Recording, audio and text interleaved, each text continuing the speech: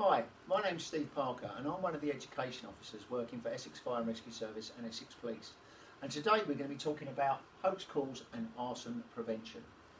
Now, what is a hoax call? A hoax call is any call made to the emergency services, the 999 system in this country, which is a hoax. So dialing 999 and pretending that there is an emergency. And that can cause a lot of problems for the emergency services, both the police, the ambulance and the fire service and Coast Guard as well. Because often it means that those appliances and those personnel are in the wrong location when a real emergency comes in. So let's take, for example, your school fire alarm. Now, we get a lot of problems with these school fire alarms being set off for a joke, for a bet, for a dare. And when they do get set off, often they are pre-recorded to phone the emergency services to tell them that there's a fire. So even if the staff in the school think that is a hoax, often the fire engines will turn up at the school.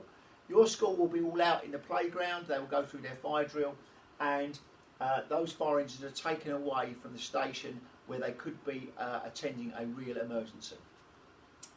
When the call gets made, it goes to one of our emergency control rooms. When the 999 system is phoned, they will say which service do you require, and you will ask for the police, the fire service, the ambulance or the Coast Guard, and that will go through to one of our control rooms. Our control rooms have a very difficult job because they have to decide if that call is a real emergency. And if you've got a lot of children laughing and joking in the background, it can be very difficult for them to justify sending a machine out. But we will often send a fire engine out just in case, and that is then taking that fire engine away from its risk critical role of attending emergencies. So a fire engine has been mobilised because of a hoax call. What can you see being the problems there? Okay, so that fire engine with its crew of firefighters is at that incident that you phoned up to say that there's a hoax. Imagine what would happen if someone's house caught fire in the meantime. Now, I spent 30 years on stations as an operational firefighter, and I can tell you that seconds make a difference between life and death when you get a proper house fire like this. And those extra seconds, perhaps because we've been at a hoax call, or perhaps because the fire engine's away from the station, can cause someone to be killed in an incident like this. So again, something to think about if you're considering making that hoax call. The local fire engine arrives at the address given by the hoax call. There is no fire. Frustrating not only for the fire officers and the call handlers, but also for the rest of the community who have had that fire cover taken away from them. So who else might be affected by that hoax call? It could be you, your friends and family. One of the great things about being a firefighter is when you turn up for duty each day, you never know who's going to be needing your help, what sort of jobs you're going to be going to and what time they're going to occur. So it is by fate going to always happen if our fire engines are out perhaps doing something like a hoax call when we should have been at the station awaiting someone with a real emergency. So what are the consequences? Hoax calls can cost lives. When an emergency service vehicle is attending to a hoax call, there may be someone in another location who genuinely needs our help. It could be your friends or family that need our help. Don't stop us from getting there. It's not fun to make prank calls. People's lives are at risk. A fire engine cannot be in two places at once. Really important thing to remember. Okay? So what are the consequences for the hoax caller? It's a criminal offence. And we do charge people every year with making malicious hoax 999 calls. Calls can be traced and recorded within seconds nowadays. We know where that's coming from, and more so it's coming from people's mobile phones.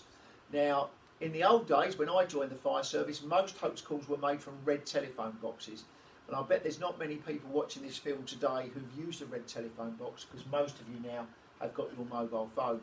But when you phone 999, it immediately connects to that mobile phone, and so we know which phone has made the call.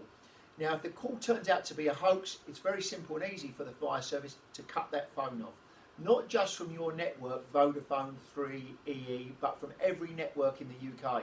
So your phone becomes worthless, and the phones are becoming more and more expensive now, and I'm sure none of you want to be without your phones. So it is important that you don't lend your phone to someone, or you think it's just a prank to call 999.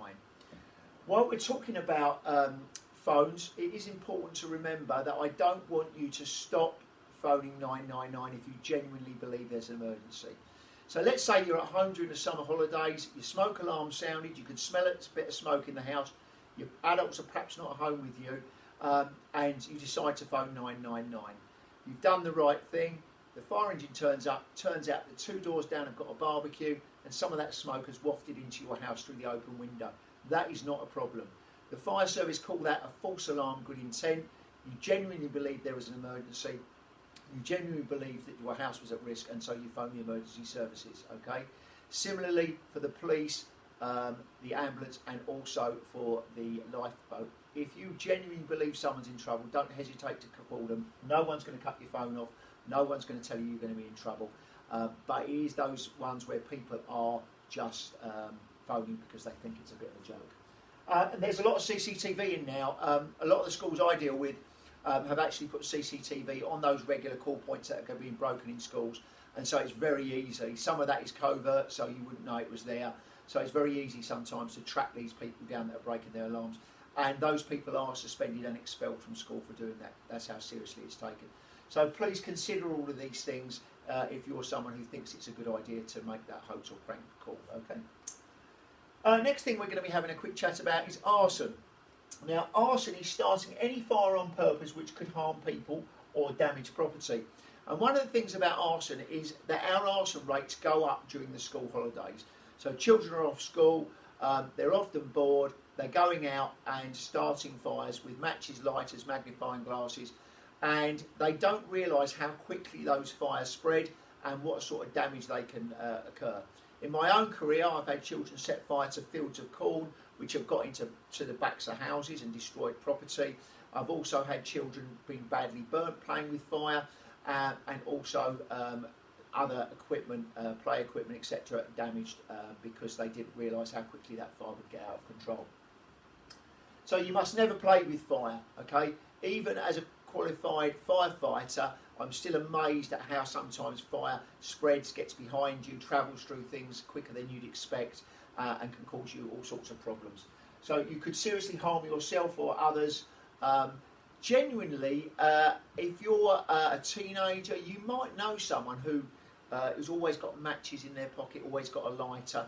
You can always see them playing around with those matches and lighters, and they've got a fascination with fire.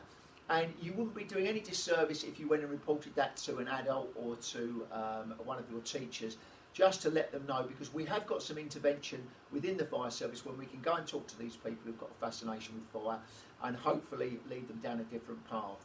Most of the arsonists that I've dealt with as they've got later into their teenage years have got a history going back from perhaps year 5 or 6 where they've been playing with matches, or parents are under know about instances where that's happened. So keep your eye out on your friends to make sure they're not one of these people that could likely get themselves in trouble by starting a fire. Okay, so just from a fire safety perspective then, you cannot set fires on public grounds, parks, fields, wood streets. Be particularly careful with the throwaway barbecues, any sort of small fire that you're lighting. If it's done under the guidance of adults such as guides, brownies, scouts, stuff like that, then it's great. Often there'll be an adult with you, they'll have some sort of firefighting medium, be that water or an extinguisher in case things get out of control. And also the fire pit areas that are used in outside spaces by groups are often cleared of all debris, so there's no grass, trees, bushes or anything nearby to make them extra safe, okay? An adult can set a fire on their property. This would normally be for a particular reason, i.e. a bonfire, but again we go to lots of those bonfires out of control. So if your adult is going to have a bonfire at home, try and make it in a brazier. That's one of the metal bins with the holes in. They're quite safe as long as they're put on hard standing. If you're going to have a bonfire, if you're burning rubbish, or perhaps it's bonfire night or Halloween and you're going to have a fire in those situations, always make sure you've got water, a hose laid out, turned on, check that it's working before you start that bonfire. You're also checking for overhanging trees, bushes, and to make sure that the conducted heat, and that's the heat that's coming off the fire that's not touching, and that can be a big distance, is not setting fire to fences, sheds. I've had all sorts of play equipment, trampolines, all those sorts of things need to be far enough away from the bonfire that the conducted heat is not going to set those on fire. And if a young person is part of an organised group, as we've mentioned, Cub Scouts, etc., they may be required to set a fire for things like cooking food, and an adult would oversee this. And again, if any of you go out to do things like Duke of Edinburgh and stuff like that, you will be shown how to do that safely. Okay, but all of this is about making sure that you stay safe and you're not going to get yourself in any sort of trouble. From a burns perspective, if you do get a small burn, from a fire safety perspective, make sure you get that under water as quickly as you can, and you need to run that under the water for 10 minutes just to cool that burn off. Okay, and if it's a bigger burn than perhaps the size of half your hand, then you're going to be needing to go and seek medical help for that as well. Okay, so thanks for listening, and make sure that you stay safe out there this year. Remember those hoax calls. Please don't be put off phoning 999 after you watch this video. If you genuinely believe that there's an issue, make sure you phone it. And if you do not know someone who's constantly playing with matches and lighters, it'd probably be a good idea to go and speak to an adult about it.